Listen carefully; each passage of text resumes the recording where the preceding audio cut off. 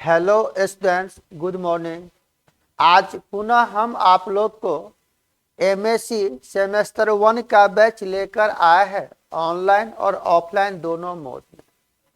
तो इस बैच में हम शुरू किया था आप लोग को रियल एनालिसिस। तो रियल एनालिसिस में हम बता रहे थे chapter function of the several variable, मतलब एक से ज्यादा वेरिएबल है तब कह रहा कि वह फंक्शन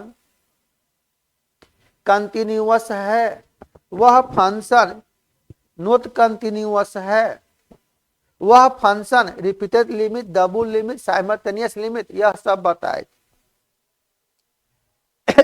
पिछले क्लास में हम बताए थे आप लोग को कंटिन्यूटी, और आज हम बताने जा रहे हैं कि कोई भी फंक्शन डिफरेंशिएबल है किसी भी पॉइंट पर। तो डिफरेंशिएबल पढ़ा था आपने 12 में भी, लेकिन एक वेरिएबल के लिए, और यहां पर पढ़ना था 2 वेरिएबल के लिए। तो इसमें यूज पढ़ा था पार्शियल डेरिवेटिव। तो पहले हम आप लोग को कोई भी फंक्शन है वह फंक्शन डिफरेंशिएबल होगा तो कैसे आप क्वेश्चन को बारीकी से बना सकते हो, बड़ा ही सिंपल तरीका से बताएंगे। एक फार्मूला यहाँ पर मीन वैल्यू थ्योरम का, वैसे यह पार्ट 3 में ही पढ़ना था, state and proof mean value theorem. तो हम यहाँ फार्मूला थोड़ा लिखेंगे और आप अगर कहोगे तो उस फार्मूला को हम प्रूफ भी कर देंगे, लेकिन प्रूफ कोई जरूरी नहीं है, उस फार्मूला का हम यूज करेंगे। तो आज आपका क्लास नंबर 6 है। जो भी छात्र अगर आप ऑनलाइन क्लास कर रहे हो तो फटाफट आप तैयार हो जाए, कोई भी डाउट हो तो आप जरूर कमेंट करेंगे। यह हम पढ़ा रहे थे आप लोग को रियल एनालिसिस। यह जो बैच था बाबू, यह एमएससी का बैच था सेमेस्टर 1। तो आज आपका है क्लास नंबर 6। आज जो हम टॉपिक बताने जा रहे हैं इस टॉपिक का नाम ही है डिफरेंशिएबिलिटी। आज जो हम चैप्टर बता रहे हैं इसका नाम है डिफरेंशिएबिलिटी, या कहीं कहीं इसी का नाम डिफरेंशिएबल भी लिखा रहा था। डिफरेंशिएबल मैक्सिमम इसमें कॉन्सेप्ट है, लेकिन एमएससी है बाबू, मास्टर डिग्री है,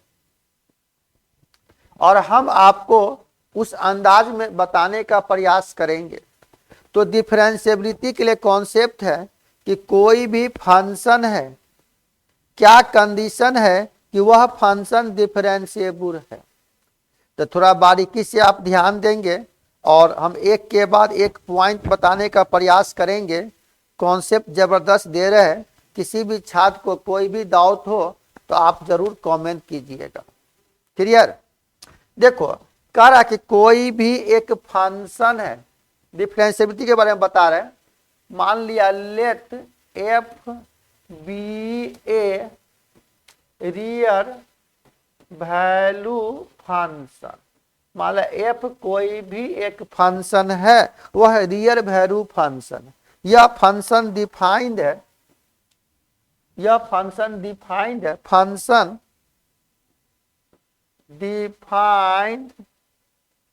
defined in a neighbourhood, neighbourhood मान लो एन ऑफ ए पॉइंट, मान लिया ए और बी, यानी यह फंक्शन डिफाइंड है ए और बी पॉइंट पर।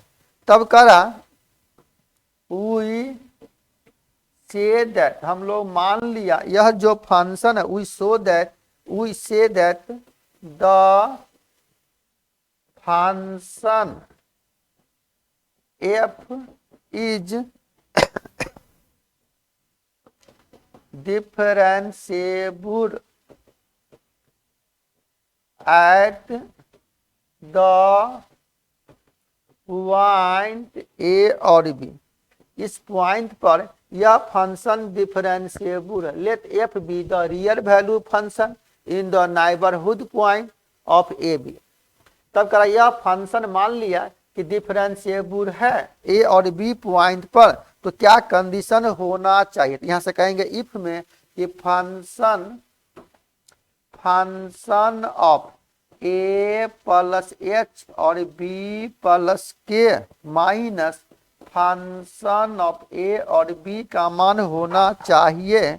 मान लो यहां से a into h plus b into के प्लस यह एच एक फंक्शन मान लिया फाइव इंटू एच और k plus k into function of psi H और के। यहाँ पर कहेंगे हम लोग यह जो एच और के है ना, यह एच और के कोई भी रियल नंबर है। यह जो आया ना बाबू, इसको आप याद रखेंगे। यह जो फंक्शन हमने लिखा, यह जो फंक्शन हमने लिखा, यह जो फंक्शन आपने लिखा, यह फंक्शन कहां से आया। यह आ गया मीन वैल्यू थ्योरम से। इसका नाम हम लोग कहेंगे यह फंक्शन आ गया मीन वैल्यू थ्योरम का सेकेंड पार्ट। तो यह मीन वैल्यू थ्योरम है। कहां से आया बाबू, यह आ गया आपका मीन वैल्यू थ्योरम। यहां पर हम मान लेते हैं यह एच और के यह रियल नंबर है। ऐसे पॉइंट हम लिख देते हैं यह एच एंड के are the real number.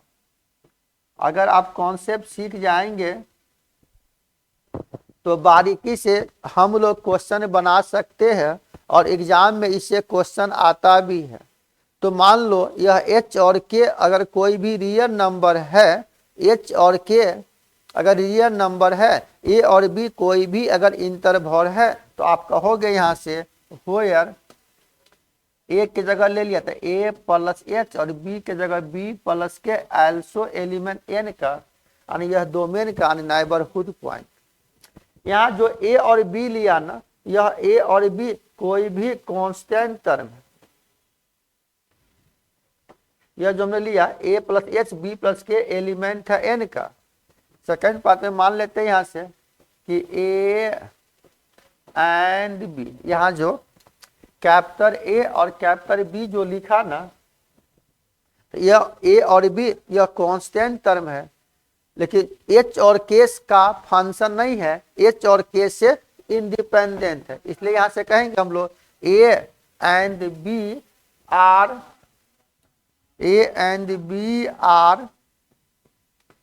constant independent, यह इंडिपेंडेंट है, independent of H and K. लेकिन यह जो कहेंगे यह जो एफ फंक्शन है ना, यह फंक्शन डिपेंडेंट है ए और बी पॉइंट पर। आप यहां से कह सकते हो बट डिपेंडेंट मतलब आश्रित, dependent on the function F is, यह एफ जो फंक्शन है ना, यह फंक्शन डिपेंडेंट है किस पॉइंट पर, तो इज ऐसे करो but dependent on the function F and the point, या इज द पॉइंट ए और बी, यह ए और बी पॉइंट पर यह फंक्शन डिपेंडेंट है। यहां जो फंक्शन लिया फाई और साई, यह जो फंक्शन है ना, यह फाई और साई जो दो फंक्शन लिया, यह टेंडिंग या टेंस टू जीरो। यहां से आप याद रखेंगे ये सब कॉन्सेप्ट है। सफिशिएंट पार्ट अभी थ्योरी बता रहे हैं, एग्जाम में पूछेगा, आपको पूछा हुआ है। यहां से कहेंगे फाई एंड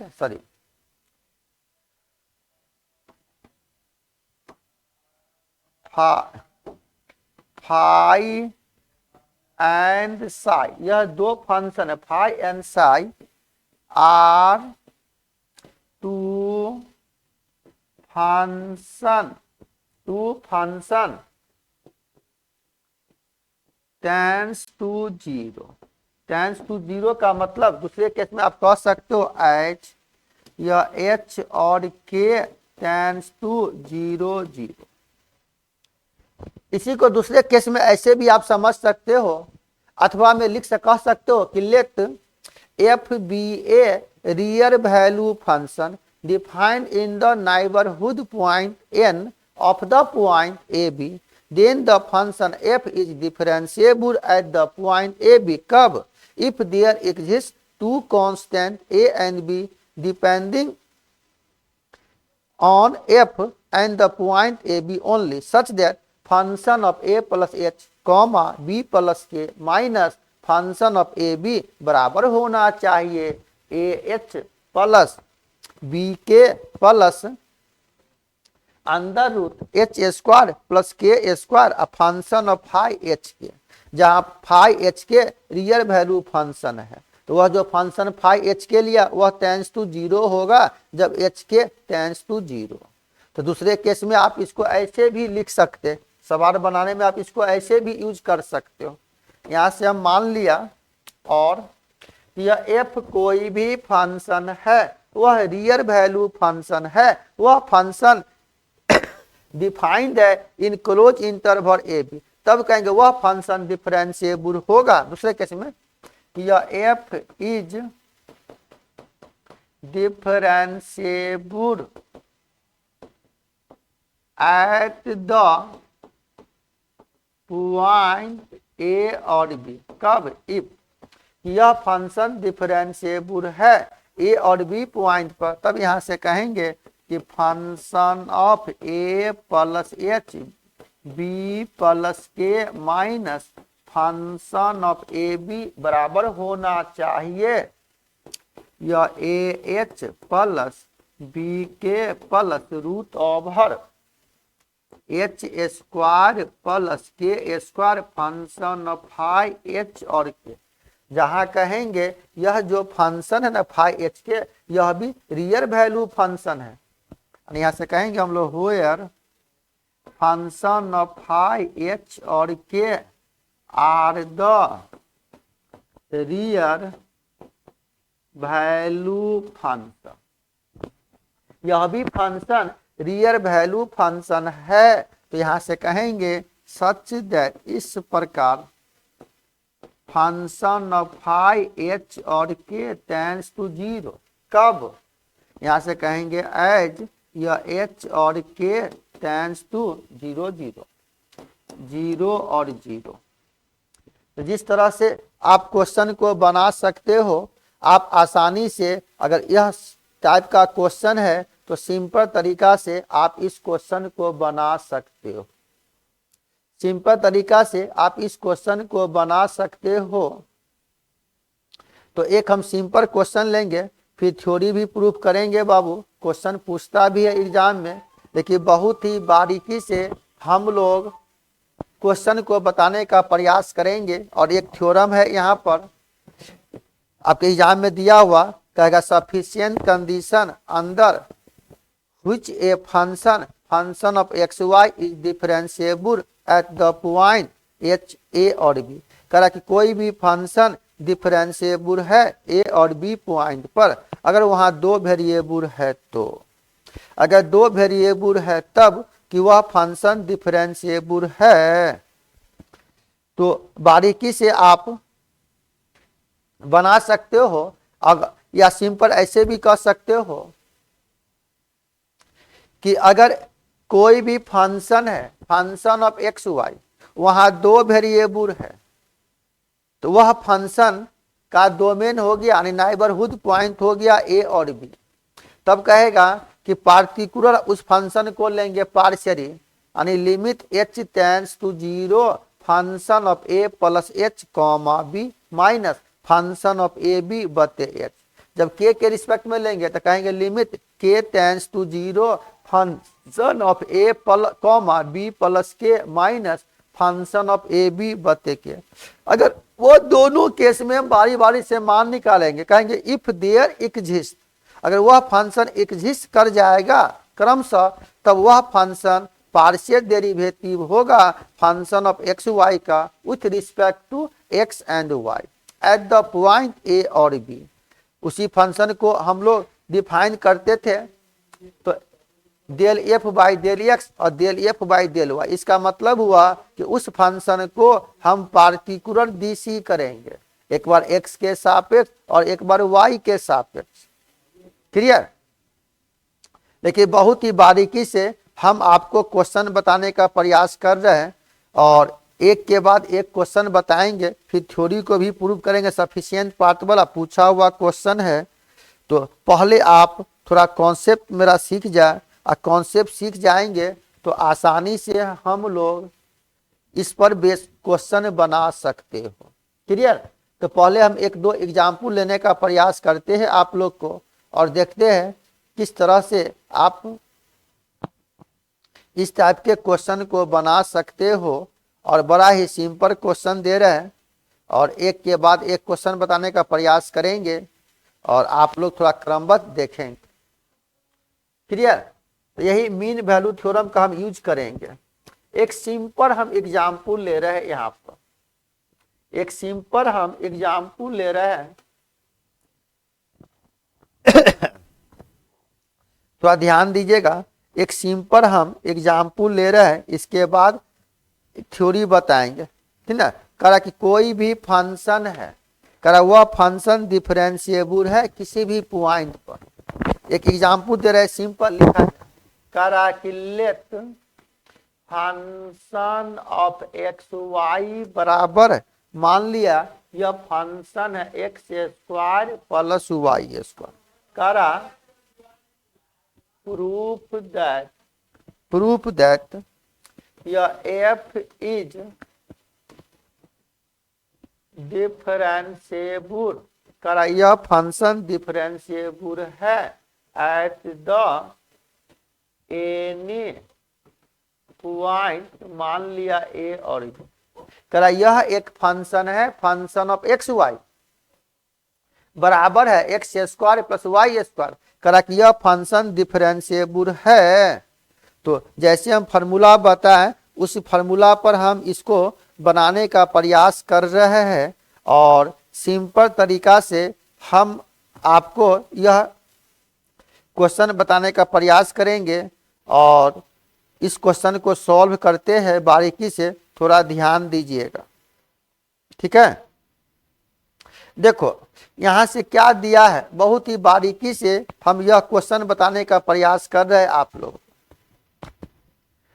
करा यह एक फंक्शन दिया है, दिया हुआ है given function function of X comma Y बराबर एक्स स्क्वायर प्लस वाई। करा प्रूफ करना है कि यह फंक्शन डिफरेंशिएबल है, तो अभी हमने मीन वैल्यू थ्योरम बताया। तो यहाँ कोई भी हम रियल नंबर मान लेते एच और के, for any two real numbers H and के, मान लिया एच और के कोई भी रियल नंबर है। तो यहां से क्या फॉर्मूला पढ़े थे आप, मीन वैल्यू था, we have function of A plus H और बी प्लस के minus function of A B. अब बताओ यहां से हम देख रहे हैं कि फंक्शन ऑफ एक्स वाई है, तो इसका मान अगर यहाँ एक्स वाई है, यहाँ दोनों का स्क्वायर है, तो बुआ इसके अनुसार एक्स की जगह ए प्लस एच न हो गया और वाई की जगह बी प्लस के हुआ। इस फंक्शन के अनुसार अगर हम इसमें वैल्यू देंगे तो आप इसको लिख सकते हो ए प्लस एच का whole square plus b plus k का होल स्क्वायर माइनस यह हो जाएगा a square plus b square. Clear है? अब बताइए जब अगर हम इसको तोड़ने का प्रयास करें, ए प्लस बी के होल स्क्वायर पर तोड़िएगा, यह ए स्क्वायर प्लस 2ab यानी 2ah प्लस बी स्क्वायर। ये हो जाएगा B square plus 2 k plus k square minus a square minus b square. यहाँ पर देख रहे ए स्क्वायर से ए स्क्वायर और बी स्क्वायर से बी स्क्वायर कट गया, इसका मान कितना बच गया, ये जगह h square plus k square plus 2AH plus 2B k. यही ना फंक्शन आ गया जी, function of A plus H और बी प्लस के minus function of A b बराबर यह फंक्शन आ गया। अब बताओ यहां से कि यह फंक्शन दिया है,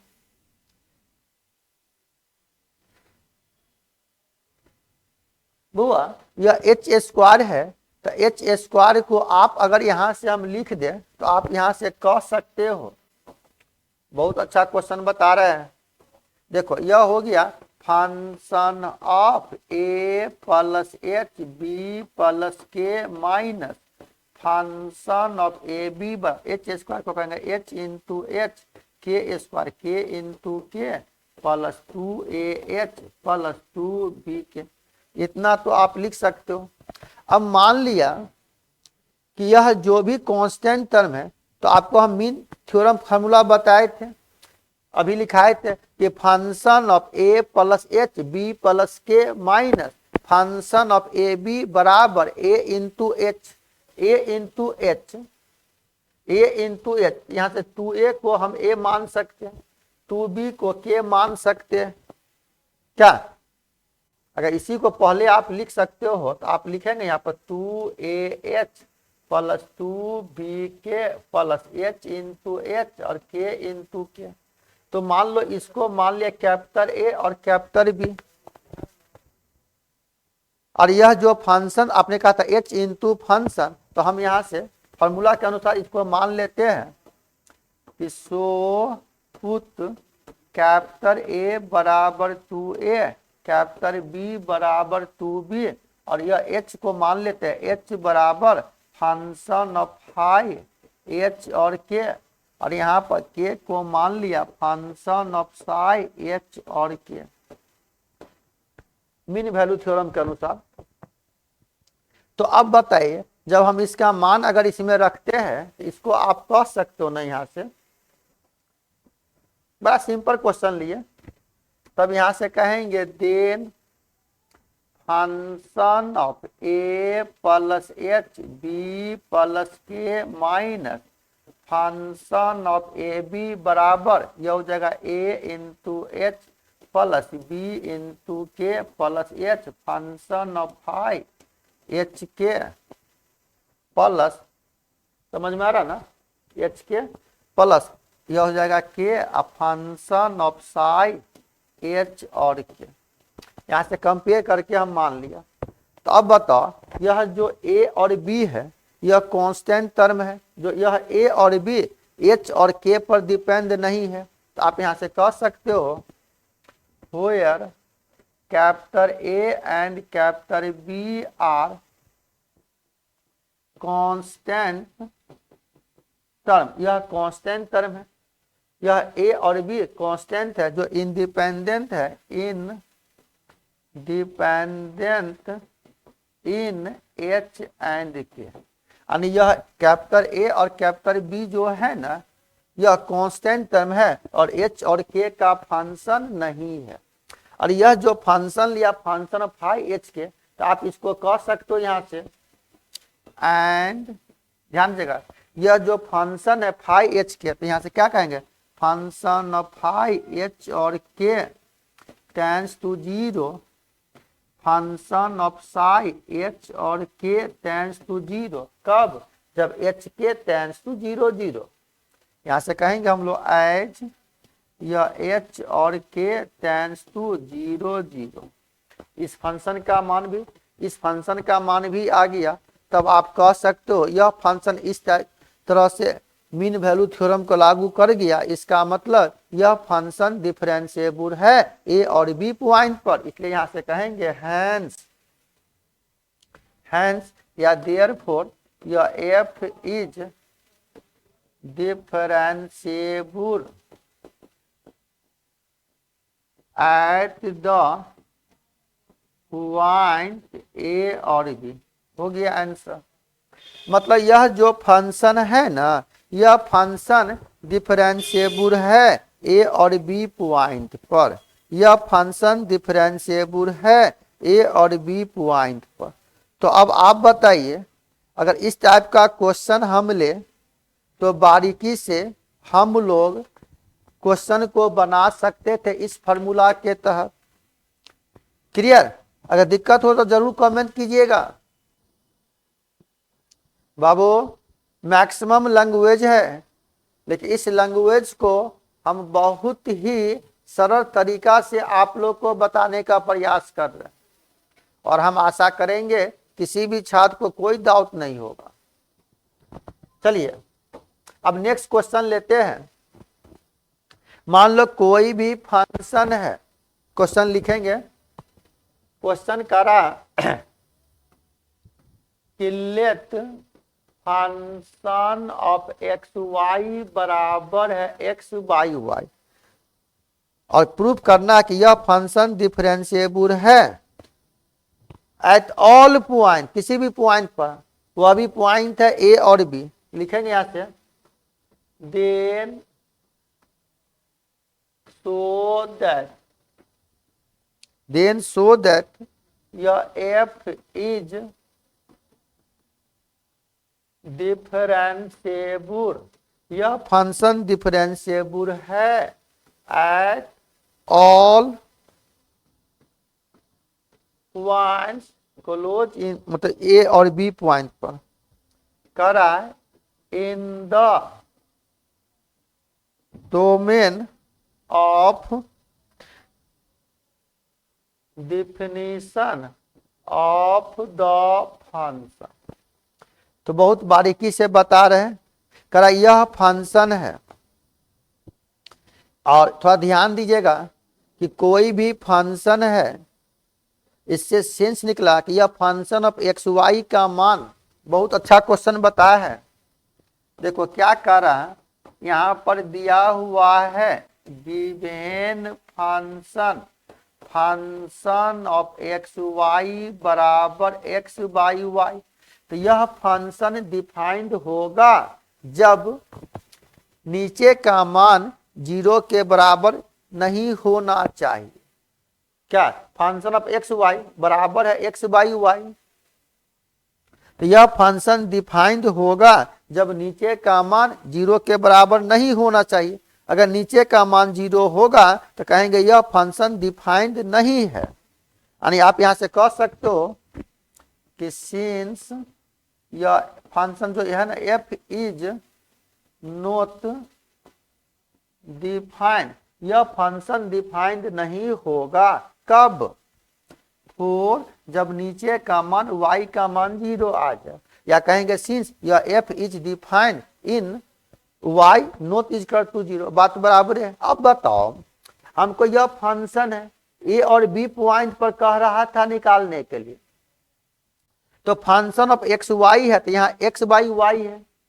तो मान लो अगर ए बी पॉइंट पर लोगे तो फंक्शन ऑफ ए बी बराबर ए बाई बी। तो यहाँ बी का मान भी 0 के बराबर नहीं होना चाहिए।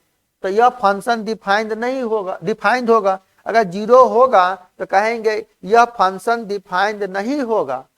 तो कहने का मतलब यह फंक्शन डिफाइंड होगा कब? जब बी का मान 0 के बराबर नहीं होना चाहिए। अगर 0 होगा बी का मान तो यह फंक्शन डिफाइंड नहीं होगा। थोड़ा बारीकी से समझिएगा क्वेश्चन, क्वेश्चन को पढ़िए, क्वेश्चन क्या कह रहा है। तो आपको भी कुछ कॉन्सेप्ट लगाना होगा। तो हम लोग क्या कहेंगे, यह फंक्शन डिफाइंड होगा कब? यहां से कहेंगे we take B not is equal to 0। अगर बी का मान 0 के बराबर नहीं होगा तो यह फंक्शन डिफाइंड होगा। अब मान लिया एच और के कोई भी दो रियल नंबर है। मान लेते हैं यहां से कि लेट एच एंड के be the any two real number. मान लिया एच और के कोई भी दो रियल नंबर, यानी एच और के यहाँ रियल नंबर है। तो मान लो यह फंक्शन है, जब ए और बी पॉइंट अगर एलिमेंट है डोमेन का यानी एन का नाइबरहुड पॉइंट का, तो ए प्लस एच और बी प्लस के आल्सो एलिमेंट होगा नाइबरहुड पॉइंट का। क्लियर? यानी आप यहां से कह सकते हो सच दैट, इस प्रकार ए प्लस एच और बी प्लस के, जब ए और बी अगर एलिमेंट है नाइबरहुड पॉइंट, तो ए प्लस एच और बी प्लस के यह भी पॉइंट हो जाएगा उसका, इसलिए कहेंगे सच दैट इतना इज ए पॉइंट, यह भी जो एक पॉइंट है ना, is a point in a neighbourhood, है ना, neighbourhood N of neighbourhood neighbourhood N of the point, यह हो गया ए और बी। तो कहेंगे यहां से which is contained in the domain of contained in the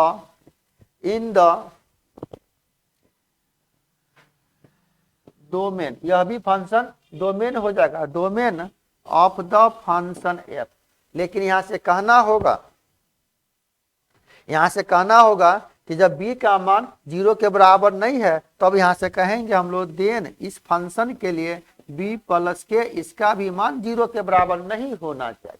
जैसे यह फंक्शन लिया ए बी पॉइंट पर, तो कहा b का मान 0 के बराबर नहीं है, तो यहाँ फंक्शन है आपको a plus H B plus K, तो b प्लस के का मान भी 0 के बराबर नहीं होना चाहिए।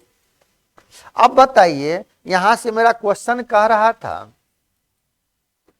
यहां से क्या लिया था, we have function of A plus H और बी प्लस के minus function of A B. अब आप बताइए, मेरा क्वेश्चन था कि फंक्शन ऑफ एक्स वाई, तो एक्स बटे वाई, तो इसके अनुसार यह हो जाएगा, इसके अनुसार यह जगह a plus H by B plus के माइनस ए बाई बी।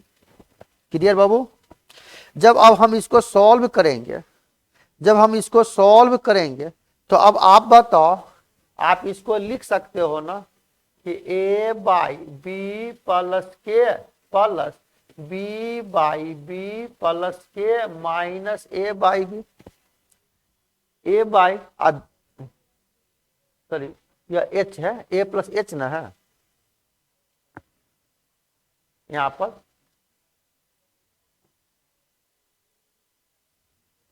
यह हो गया ए प्लस एच, तो यह एच बाई। इस फंक्शन को इस तरह से आप लिख सकते हो। अगर इसी को हम अगर सेट करते हैं, तो इसको एक साथ ले लेते हैं, ध्यान दो, तो ए बाई बी प्लस के minus A by B plus H by B plus K. जब इसका लघुत्तम लेंगे तो यह B into B plus k, ये जगह a b minus a into B plus के plus H by B plus के, यह बी है। क्लियर? अब बताइए बाबू, जब इसी को अगर सॉल्व करके लिखते हो तो यह आ गया, जब इसको गुना करेंगे तो माइनस ए बी कट जाए, तो ये बचेगा माइनस ए के बटे बी इंटू बी प्लस के प्लस यह एच बाई बी प्लस के, इतना हम लिख सकते थे। अब इसी को हम सेट करते हैं, तो बारीकी से ध्यान दीजिएगा। देखो माइनस ए के बाई इतना, तो आपने पार्शियल फ्रैक्शन पढ़ा था, इसके अनुसार अगर हम यहाँ पर लेते हैं, अगर यहाँ पर माइनस ए के बटे अगर बी स्क्वायर अगर कॉमन लेते हो तो उतना से भागा हो जाएगा, जगह 1 माइनस के बटे बी प्लस के प्लस यहाँ एच बाई अगर बी कॉमन लेते हो तो 1 minus H by B plus के, यह आ जाएगा। जब आप इसी को लिखोगे तो यह हो जाएगा 1/b into H minus a/b² into के प्लस या h into minus h/b into b plus k into जगह a के बते b² और a प्लस के, इतना आप लिख सकते हो। जब यहां से मान लिया तो a इंटू एच, तो हम लोग यहां से फंक्शन को मान लेते हैं, ठीक है। तब यहां से कहेंगे देन सेट या लेट जो भी है ना, देन लेट मान लिया कैपिटल A का मान 1/b और कैपिटल B का मान माइनस a/b²। ध्यान दे रहा है, यहाँ से वैल्यू मान लेते। यह जो फंक्शन है तो इसको मान लिया फंक्शन ऑफ फाई h और k, तो minus h/b into B plus K, और यह फंक्शन ऑफ साई h और k, तो यह हो जाएगा a के बता b² इंटू a प्लस के। क्लियर। अगर हम यहाँ से मान लेते हैं इस फंक्शन को, अगर मान ले और जब इसमें वैल्यू पुट करोगे तब आप यहां से कह सकते हो कि तुम झलक दिखा रहे आपको कैसे आप सेट करते हो। तो यहां से कहेंगे then function of a plus h b plus के minus function of A b बराबर, तो यहां से जब हम इसका मान अगर a मान लिया तो ध्यान दीजिएगा, जब इसका मान हम a मान लिया तो यह हो जाएगा कि a इंटू एच, ये जगह b इंटू के प्लस यह h function of phi h और के प्लस के फंक्शन ऑफ साई h और के।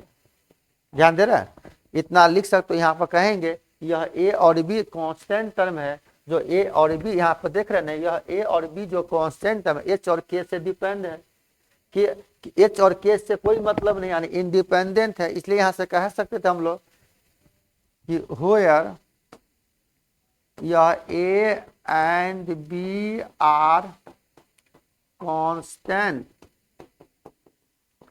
Independent in h and k, यानी यह a और b कांस्टेंट टर्म है जो h और k से इंडिपेंडेंट है। और जब यह फंक्शन लिया फंक्शन ऑफ फाई h के, और जब k का मान 0 h का मान 0 बता कोई संख्या 0, इसका मतलब यहां से कहेंगे फंक्शन ऑफ फाई h के का मान भी 0 and function of psi h और k का मान भी 0, और इस फंक्शन का मान भी 0 आ जाएगा।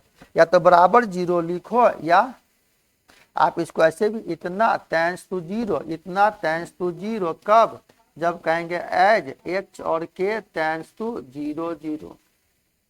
इसका मतलब इस रूल को पालन कर गया, और यह फंक्शन डिफरेंशिएबल है a और b पॉइंट पर। इसलिए यहां से कहेंगे हैंस यह फंक्शन f इज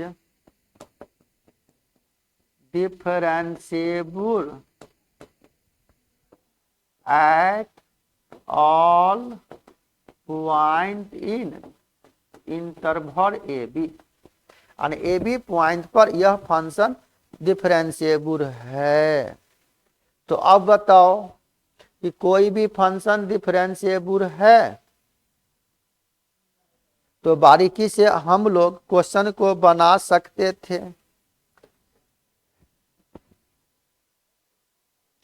चलिए, तो अब हम लेते हैं नेक्स्ट क्वेश्चन, और बहुत ही बारीकी से आप लोग इस टाइप के क्वेश्चन को बना सकते हो। अगर थोड़ा ध्यान दीजिएगा तो बारीकी से आप क्वेश्चन को बना सकते हो। तो फिर अब कहेगा आपको, जब एग्जाम में पूछेगा ना, तो कहेगा कि कोई भी फंक्शन है वह रियल वैल्यू फंक्शन है, नाइबरहुड पॉइंट दिया हुआ ए बी, कहेगा वह फंक्शन डिफरेंशिएबल है ए और बी पॉइंट पर, तो क्या वह फंक्शन कंटिन्यूअस भी होगा। तो कहने का मतलब आप याद रखेंगे, हम लोग 12 में भी पढ़ा था कि कोई भी फंक्शन अगर डिफरेंशिएबल होगा किसी भी पॉइंट पर तो वह फंक्शन कंटिन्यूअस होगा ही दैट पॉइंट पर। लेकिन अगर कंटिन्यूअस है तो कोई जरूरी नहीं है कि वह फंक्शन डिफरेंशिएबल है, हो भी सकता नहीं भी हो सकता। मेरी बात समझ में आ रहा कि कोई भी फंक्शन अगर डिफरेंशिएबल है तो कंटिन्यूअस होगा, लेकिन अगर कंटिन्यूअस है तो कोई जरूरी नहीं है कि वह फंक्शन डिफरेंशिएबल होगा, हो भी सकता नहीं भी हो सकता।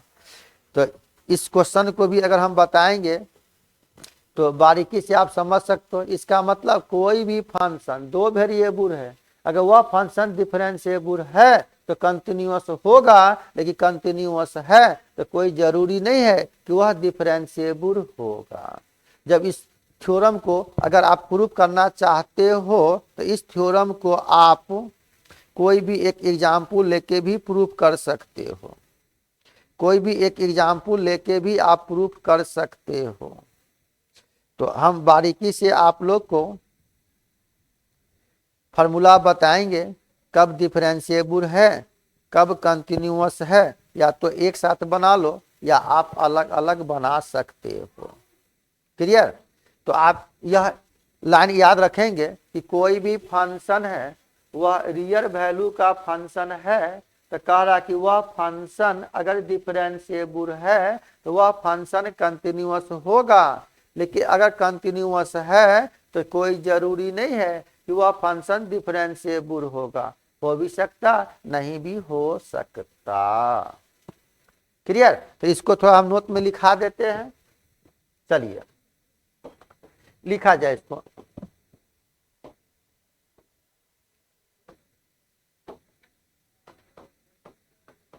नोट में लिखिएगा कि मान लो एफ कोई भी एक फंक्शन है, वह रियल वैल्यू फंक्शन है, वह फंक्शन डिफाइंड है किसी भी इंटरवल यानी ए और बी में, उसी को नेबरहुड पॉइंट कहेंगे।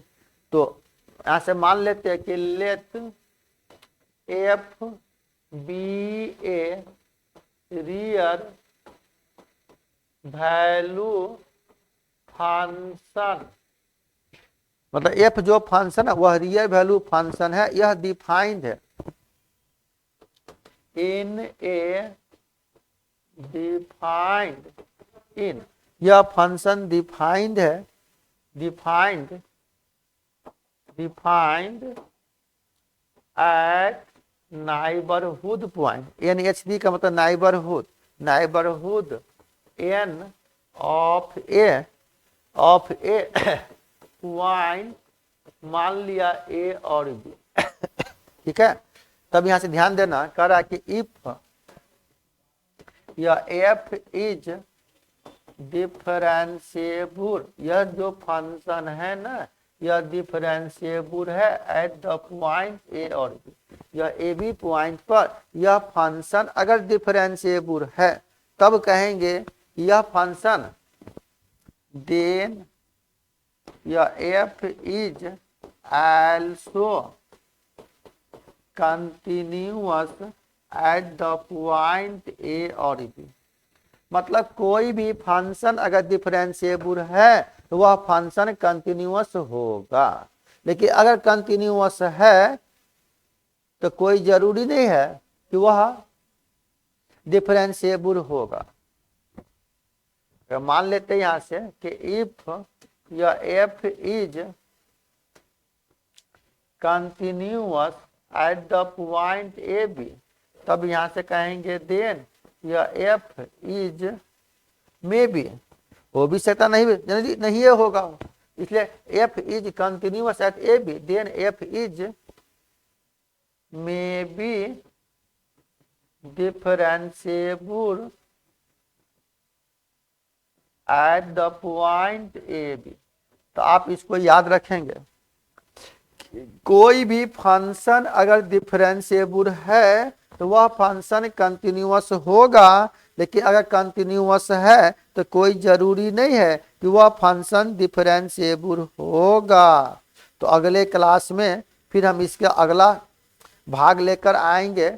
और अभी और बाकी है डिफरेंशिएबिलिटी पर। अभी तो हम सिर्फ झलक देखा है आपको, कैसे आप क्वेश्चन को बनाते हो। और ये जब क्वेश्चन लेंगे ना तो एक एग्जाम्पल लेके प्रूफ कर देंगे। तो आज रहने दिया जाए, फिर अगले क्लास में फिर हम लेकर आएंगे इसका अगला भाग। फिर अगले क्लास में मिलते हैं इसी जोश जुनून अंदाज के साथ।